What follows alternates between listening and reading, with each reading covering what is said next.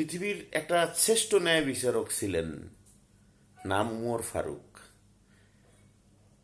পৃথিবীতে কোথাও কখনো কোনোদিন ন্যায় বিচারের কথা উঠলে উমর ফারুক সাহেবের কথা উঠে। তো উনি একদিন ওর প্রাসাদে বসে থেকে হিসাব কেতাব করতেছেন মোমবাতি জ্বালিয়ে।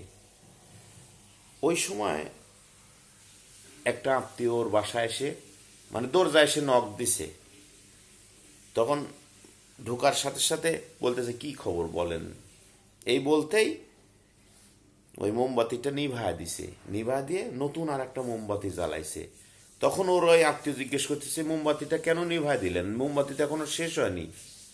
তখন উমর ফারুক বলতেছে, এই মোমবাতি রাষ্ট্রের মোমবাতি, এই মোমবাতি জ্বালিয়ে আমি আপনার সাথে গল্প করতে পারি না। তখন আর একটা নতুন মোমবাতি জ্বালাইছে। তখন বলতেছে, এখন বলেন, ওইটা রাষ্ট্রের মোমবাতি, ওটা ওই মোমবাতি আমাকে দেওয়া হয়েছে রাষ্ট্রের কাজের জন্য, আপনার সাথে গল্প করার জন্য না। আহা, কি ন্যায় বিচারক! এমন ন্যায় বিচারক যদি আমাদের সমাজে থাকতো, আমাদের রাষ্ট্রে থাকতো, দেশটা কতই না সুখী সমৃদ্ধি দেশ হতো। হিসাব করে দেখেন। কথাগুলো আমি এই কারণে বলতেছি, আমাদের রাজশাহী জেলার দুইটি আসন, বাগমারা আর পুঠিয়া দুর্গাপুর।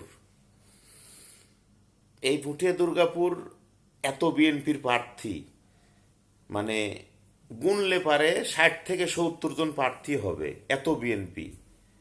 আর 5 তারিখের পরে এই বিএনপির মানে ভিড়ে আগে যারা ত্যাগী ছিল এরা হারানো বিজ্ঞপ্তি। মানে এই এলাকার বিএনপির যে প্রার্থীগুলি আছে, এদের বক্তব্য, আমি নমিনেশন কার্ড পকেটে নিয়ে ঘুরতেছি, আমি নমিনেশন পেয়ে গেছি, মানে এইভাবে সার্কুলার মেরে ঘুরে বেড়াতেছে। কিন্তু অরিজিনাল কথা হচ্ছে, নমিনেশন কে পাবে এটা বড় কথা না। বড় কথা হচ্ছে যে নমিনেশন দেবে সেও নিজেও জানে না যে এই নমিনেশন কারে দেব, এত বিএনপির প্রার্থী। আর বাংলাদেশের ভিতরে এখন বর্তমানে পুঠিয়া দুর্গাপুর ও দুর্গাপুর বাদ পুঠিয়া উপজেলা আর বাগমারা যতগুলো পুকুর কাটা হইতেছে, বিএনপির লোকজন পুকুর কাটতেছে রাতের অন্ধকারে। এই বিএনপি কি আসলে বিএনপির মঙ্গল কামনা করতেছে? আর তৃণমূলের যে পুকুরগুলো কাটতেছে, আপনারা মনে করেন যে পুকুর কাটার জন্য প্রশাসনকে টাকা দিতেছে না, বা বিএনপির বড় লিডার যারা যে নমিনেশনের মানে কার্ড পকেটে নিয়ে ঘুরে বেড়াইতেছে, এরা টাকা খাচ্ছে না? এরা বিএনপির নাম ভাঙ্গিয়ে এখন যে কুকামগুলো শুরু করছে, এগুলো লোক যদি এমপি হয়, এগুলো লোক যদি মন্ত্রী হয়, আমার আপনার বাড়ির ভিটা থাকবে? পুকুর কেটে শেষ করবে না?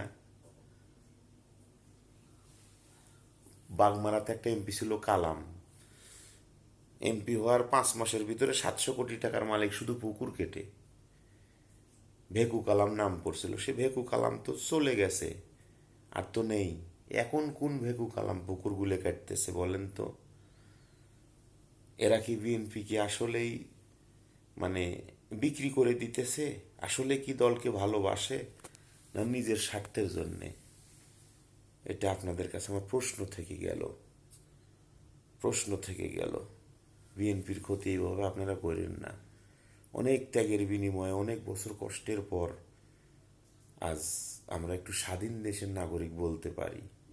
এইভাবে বিএনপির পিছনে মারেন না আর।